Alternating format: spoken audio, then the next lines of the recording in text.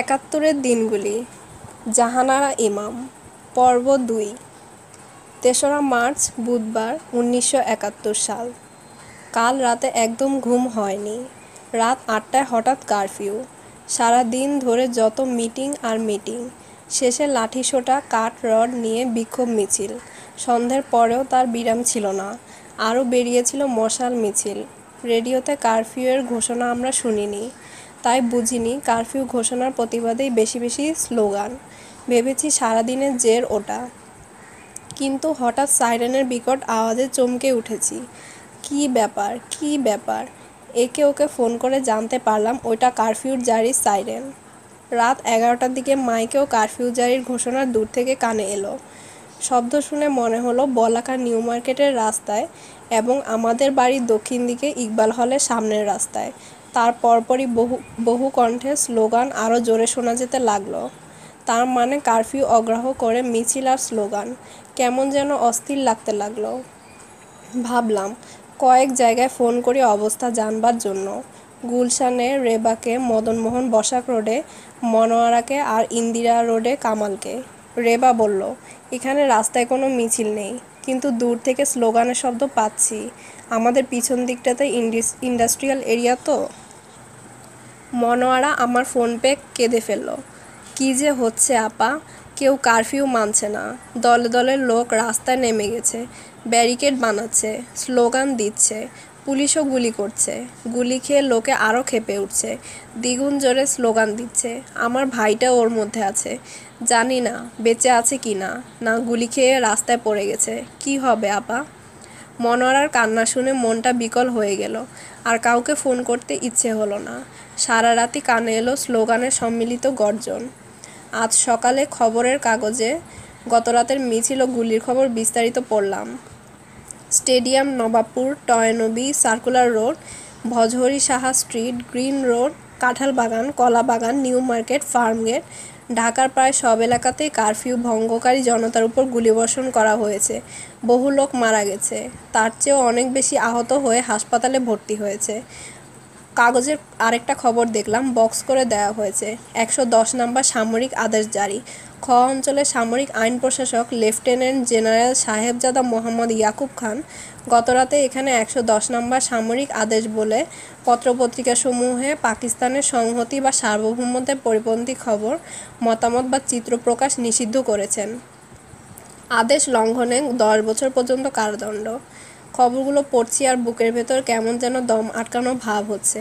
ভাবলাম মনোয়ারাকে ফোন করি, খবর নেই ওর ভাইটা কেমন আছে, বাড়ি ফিরেছে কিনা। কিন্তু ফোনের কাছে গিয়েও ফোন তুলতে পারলাম না।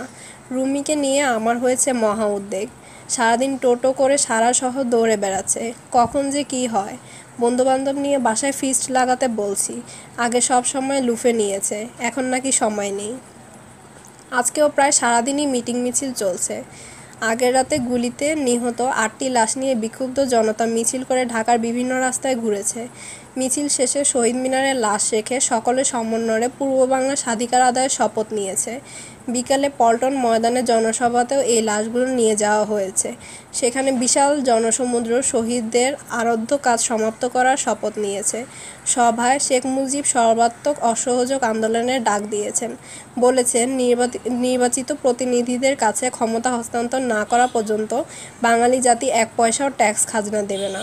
তিনি সরকারকে বলেছেন সেনাবাহিনী ব্যারাকে ফিরিয়ে নিতে, আর বাঙালি জনগণকে বলেছেন শান্তি ও শৃঙ্খলা বজায় রেখে অহিংস অসহযোগিতা চালিয়ে যেতে। সন্ধ্যার পর রুমি বাড়ি ফিরলে তার মুখে এসব শুনলাম। আরও শুনলাম এক নতুন পতাকার কথা। গতকালই নাকি বটতলায় ছাত্রদের জনসভায় এ পতাকা প্রথম দেখানো হয়েছিল। আজ পল্টনের জনসভায় শেখের উপস্থিতিতে প্রথমে আমার সোনার বাংলা আমি তোমায় ভালোবাসি গানটা গাওয়া হলো। তারপর স্বাধীন বাংলার এই নতুন পতাকা উত্তোলন করা হলো। আমি শিহরিত হয়ে বললাম, স্বাধীন বাংলার পতাকা? বলিস কি রে, কেমন দেখতে? দাঁড়াও একে দেখাই বলে একখণ্ড কাগজ ও কয়েকটা রঙিন পেন্সিল এনে রুমি স্বাধীন বাংলার পতাকা আঁকতে বসলো। সবুজের উপর টকটকে লাল গোলাকার সূর্য, তার মধ্যে হলুদ রঙে পূর্ব বাংলার ম্যাপ। আমি বললাম, এ কদিন তো স্বাধিকারের কথাই শুনছি, নির্বাচিত জনগণের কাছে ক্ষমতা হস্তান্তরের কথাই শুনছি, এর মধ্যে স্বাধীন বাংলার কথা কখন উঠল? তুমি কোনো খবর রাখো না আম্মা? স্বাধীন বাংলার দাবির কথা তো অনেক অনেক পুরনো ব্যাপার। ভেতরে ভেতরে বহুদিন থেকেই গুমরা ছিল। গত বছর নভেম্বর সাইক্লোনের পরে তা ফেটে পড়েছে। তোমার মনে নেই মাওলানা ভাসানী 18 নভেম্বর দুর্গত এলাকা পরিদর্শনে যেতে চাইলে তার জাহাজ আটকে দেয়া হয়। সরকার অবশ্য পরে তাকে যেতে দেয়, কিন্তু এ নিয়ে কি হইচইটা হয় কাগজে পড়নি? তারপরেই তো 4 ডিসেম্বরের সেই যে মিটিং, ন্যাপ, জাতীয় লীগ, আরও কি দল যেন একত্রে মিটিং করলো।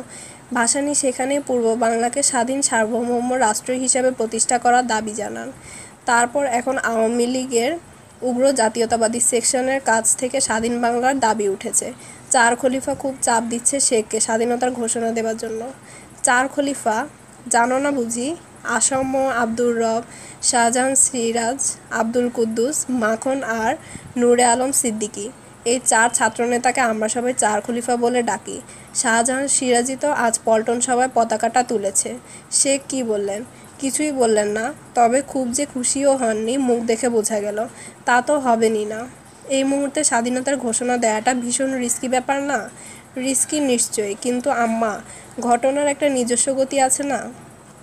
জলপ্রপাতের মতো উঁচু পাহাড় থেকে যখন গড়িয়ে পড়ে তখন তাকে রুখতে পারে এমন কোনো শক্তি নেই।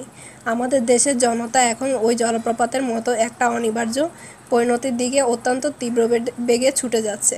একে বোধহয় আর রোখা যাবে। 4 মার্চ বৃহস্পতিবার 1971। গতকাল রাতেও একই ঘটনার পুনরাবৃত্তি। ক্ষুব্ধ জনতা আবার কারফিউ লঙ্ঘন করে মিছিল বের করেছে। গগন বিদারী স্লোগান দিয়ে রাজপথ জনপদ প্রকম্পিত করেছে এবং অবশ্যম্ভাবী ফলস্বরূপ গুলি খেয়ে কালো পিচের রাস্তা রং করেছে। আজও 6টা থেকে 2টো হরতাল। গত 3 দিন সকাল থেকে সন্ধ্যা পর্যন্ত মিটিং মিছিল করে করে রুমি খুব ক্লান্ত হয়ে পড়েছে বোঝা যাচ্ছে। আজ সকাল থেকে বাড়িতেই আছে, দেখে আমার প্রাণে শান্তি। চিঙ্কু এসেছে, দুজনে কথা বলছে খাবার টেবিলে বসে। খাবার টেবিলটাই রুমির পছন্দ আড্ডা দেওয়ার জন্য। বলে বলে ওকে বসার ঘরে সোফায় বসানো যায় না। কয়েক মাস আগে ওয়েটিং ফর গোডোতে অভিনয় করে চিঙ্কু খুব নাম করেছে। হোটেল ইন্টারকনের সাউথ বলরুমে নাটকটা অভিনীত হয়েছিল। মিলিটারি গুলিতে নিহত শহীদদের জন্য আজ গায়েবানা জানাজা বায়তুল মোকাররমে, তারপর শোক মিছিল। চিঙ্কু 12টার দিকে চলে গেল। রুমি আর শরীফ গোসল সেরে হালকা স্যান্ডউইচ দিয়ে লাঞ্চ সারলো। হেঁটে হেঁটে বায়তুল মোকাররমে যাব, তাই এরকম আধপেটা খাওয়া। বিকেলে রিক্সা নিয়ে আমি আর জামি বেরোলাম মালিবাগের মোড়ে ট্রাফিক আইল্যান্ডে ফারুক ইকবালের কবর দেখতে। 2 তারিখে বিকেলে রাস্তায় ব্যারিকেড দিচ্ছিল ফারুক ইকবাল অন্যান্য ছাত্রদের সঙ্গে। সেই সময় মিলিটারি পুলিশের গুলিতে নিহত হয় সে। ক্ষুব্ধ ছাত্র জনতা এই মোড়ে ট্রাফিক আইল্যান্ডের উপরেই তাকে কবর দিয়েছে। রাস্তায় বিভিন্ন জায়গায় দুর্ভেদ্য ব্যারিকেড আছে বলেই গাড়ি নেই। এক একটা ব্যারিকেডের সামনে এসে রিক্সা ছেড়ে দেই, ব্যারিকেডের পাশ দিয়ে হেঁটে রাস্তার ওপাশে গিয়ে আরেকটা রিক্সা নিই। এদিকটায় কয়েকটা ব্যারিকেড ভারী চমৎকার জিনিস দিয়ে করা হয়েছে, রেলগাড়ির বগি। জামি বলল 2 তারিখের বিকালে মালিবাগ লেভেল ক্রসিংয়ে একটা রেলগাড়ি আটক করে সবাই। তারপর এক একটা বগি টেনে টেনে ব্যারিকেড দিয়েছে 3-4 জায়গায়। ফারুকের কবরের কাছে গিয়ে দেখি কবরটা ঘিরে দড়ির রেলিং, আগরবাতি জ্বলছে, চারপাশে অনেক লোক। সন্ধ্যা হয়ে আসছে, কয়েকজন লোক মোমবাতি জ্বেলে দিল। 2 জন মৌলভী সাহেব কোরআন শরীফ পড়ছিলেন। একজন লোক 2টো বড় সাইজের মোমবাতি জ্বেলে ওদের সামনে বসিয়ে দিল। আজ রাতে কারফিউ নেই। 5 মার্চ শুক্রবার 1971। আজও 6টা থেকে 2টো হরতাল।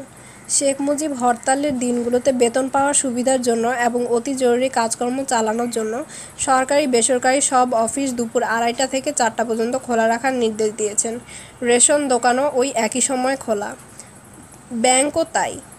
2:30টা থেকে 4টার মধ্যে টাকা তোলা যাবে, তবে 1,500 টাকার বেশি নয়। বিকেলে ব্যাংক খোলা, ভাবতে মজাই লাগছে। শেখের এক একটা নির্দেশে সব কেমন ওলটপালট হয়ে যাচ্ছে।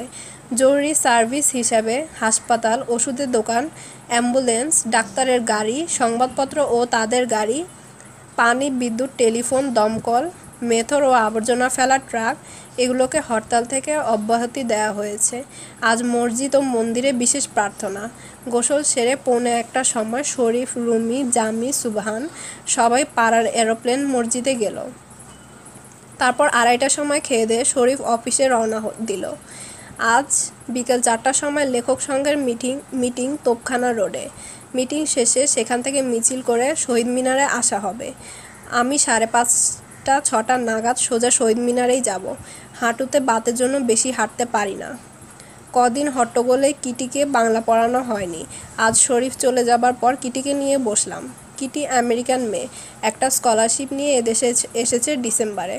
ঢাকা বিশ্ববিদ্যালয়ে বাংলা বিভাগে মুনীর চৌধুরীর আন্ডারে সমাজ ভাষাবিজ্ঞানে বাংলার মান নির্ধারণ বিষয়ে গবেষণা করার জন্য।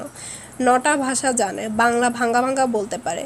তাড়াতাড়ি বাংলা শেখার জন্য কোনো বাঙালি পরিবারে বাস করার ইচ্ছা প্রকাশ করেছিল কিটি। তাই মুনীর স্যার আমাকে অনুরোধ করেছিলেন ওর জন্য একটা বাঙালি পরিবার খুঁজে দিতে। 3-4 জায়গায় চেষ্টা করে না পেয়ে শেষে নিজের বাড়িতেই রেখেছি ওকে। সপ্তাহে 3 দিন করে বাংলা পড়াই কিটিকে।